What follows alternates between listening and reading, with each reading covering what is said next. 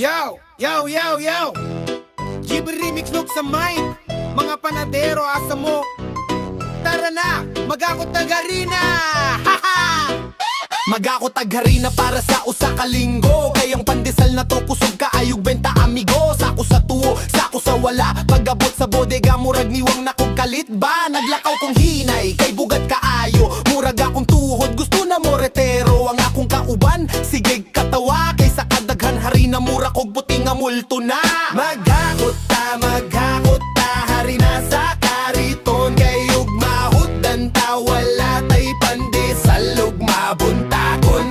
Mag-akot ta, ayaw pag pinapulan. Kayang gutom nga customer, kusog kaayo manawag.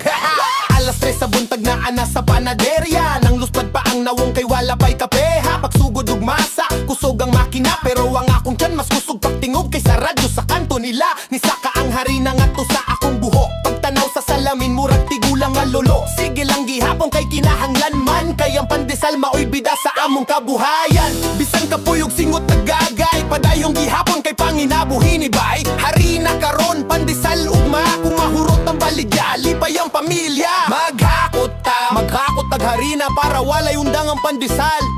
Mangat pagari magalaman.